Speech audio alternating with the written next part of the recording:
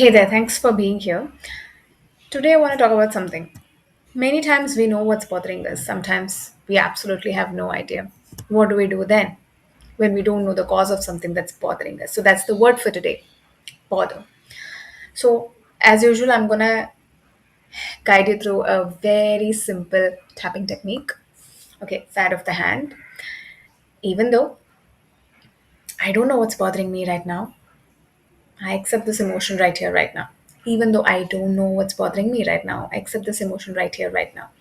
Even though I don't know what's bothering me, I accept this emotion right here, right now. Top of the head, I don't know what's bothering me, and I accept this. I don't know what's bothering me, and I do feel a bit unsettled. I don't know what's bothering me, and I feel unsettled. I don't know what's bothering me, and I do feel unsettled. Gentle breath in and out. Usually, we do a rating scale before we begin a tap in round 0 to 10, and then we check.